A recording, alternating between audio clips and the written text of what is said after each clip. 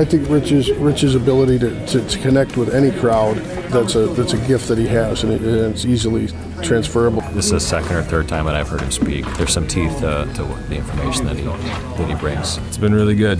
Good mixes. He knows when to throw in a joke here and there to get you back involved. Some tools. I'm a new lieutenant, so very, very interesting. And some of these things I can take back to the station and use with some of the new firefighters I have on my crew. Something to get you thinking about your job more, big picture type stuff. I've seen him before. A good review for sure. I have heard him before, yes. After he speaks, there's usually an enlightenment because now they're more aware of what's going on around them and what they're experiencing as they respond to calls. He's very, very knowledgeable. I'm enjoying it so far. And that intuition, that's a big one. The video that you just showed up here, we're getting a lot out of this. I think this is a really good seminar, especially for new people and old. So I think it's very informative. This talk gives us more ammunition to do all three. They're relatable to what we have experienced or very well could experience, so he makes it easy to let the knowledge sink in. I mean, it's awesome. A lot of stories you can usually relate to yourself and calls you have been on, aha moment. Like, he just helps you focus on picking out the right things. It's awesome. It's a refresher and keeps my eyes open. It's good stuff. If people listen to the message that he has, it's an incredible message delivered by a very compassionate person. Strategy and tactics are going to always change. Situational awareness it doesn't change. It's always there. He's got some good stories to tell, and he's very thorough with his stories, and it's interesting listening to him. Very clear speaker, and he talks on our level because he's been there, he's been in the trenches. I think he's doing well, and I'm looking forward to the second half.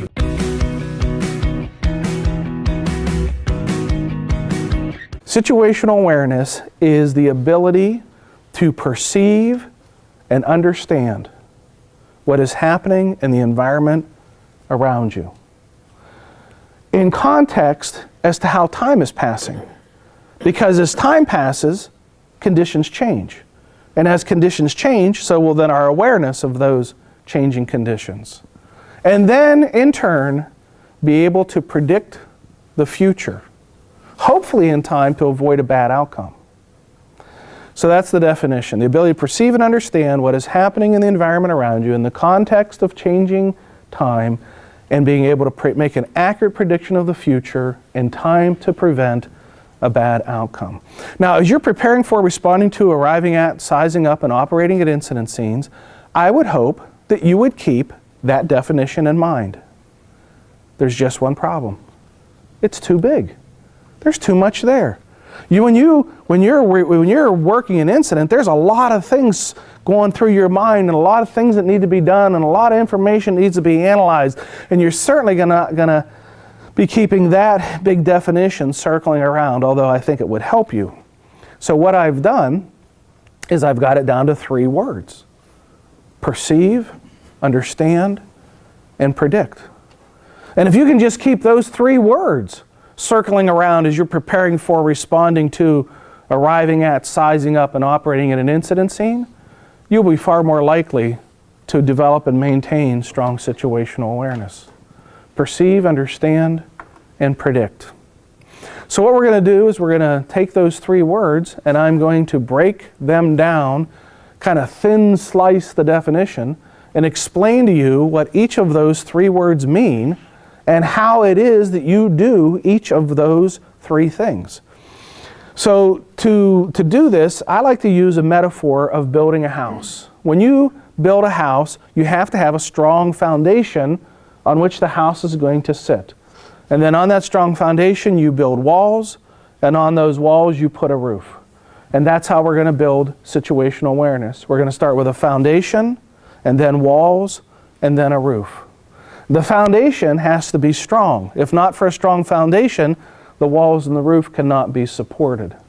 And the foundation for situational awareness, where it all begins, is perception. Perception is the start. We would call level 1 situational awareness.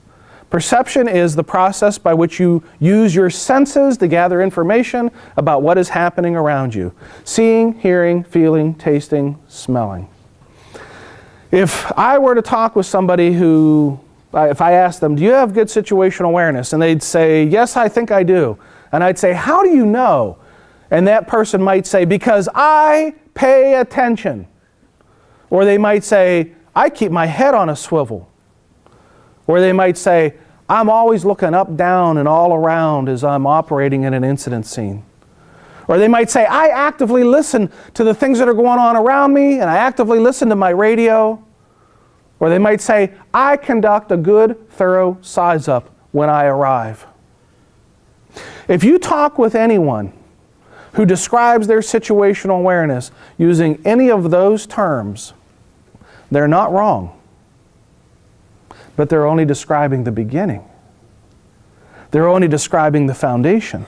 There are two more component parts after the paying attention. In fact, I'm going to make a very strong argument, and I'm going to do some examples in the form of exercises today that will demonstrate for you just how hard it is to pay attention. When you think you're paying attention and you think you're all in and you think you know what's going on, we're going to show you how hard that can be. And we're going to do that in a classroom where it's calm and quiet and no stress, no lights, no siren, no smoke, no one screaming. Nice and quiet and peaceful here, and we'll demonstrate for you how challenging it is to pay attention and to listen. You have 5 senses. They're always on, always gathering information, seeing, hearing, feeling, tasting, smelling. All 5 of the senses that gather the information, all 5 of the inputs are on the outside of your brain. Your eyes are on the outside of the brain, ears on the outside, nose, mouth, skin, all of them on the outside of the brain. Well, somehow that information that they gather has to get inside your brain. How does that happen? I'm going to use seeing and hearing as the 2 predominant examples as I tell you how it is that things get from perception into the brain.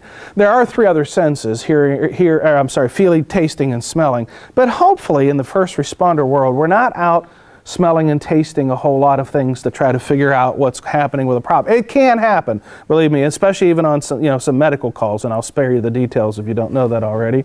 But so let's talk about seeing and hearing. First of all, to be able to see anything, there has to be light.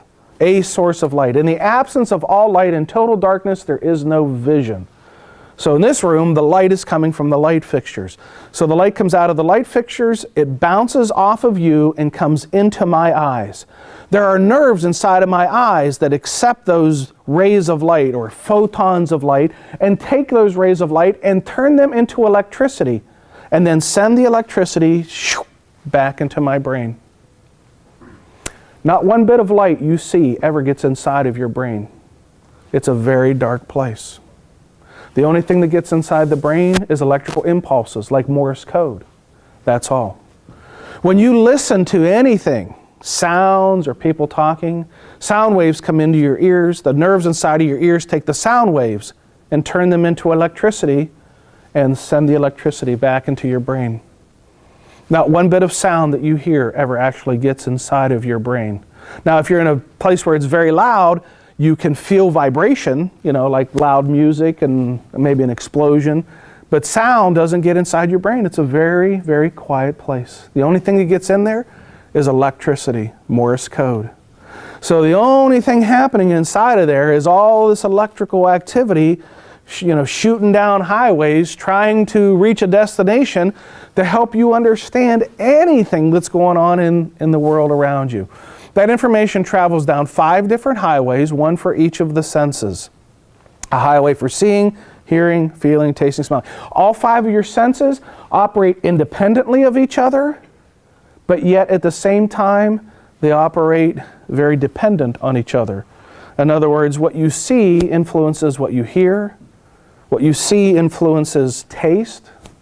What you smell influences what you taste, and so on. All the senses are integrated, interconnected.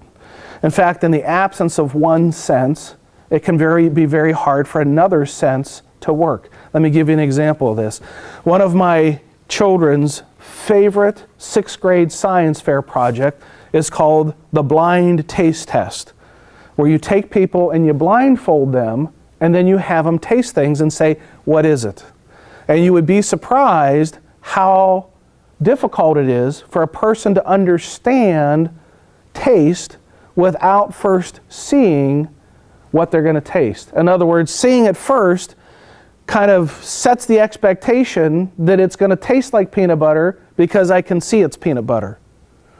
But if you take peanut butter and you thin it out so that it's not pasty and blindfold somebody and have them taste it, they may not even be able to tell you that what they just tasted is peanut butter, because the eyes set the expectation for what the mouth will taste. So all of the senses are tied together or integrated.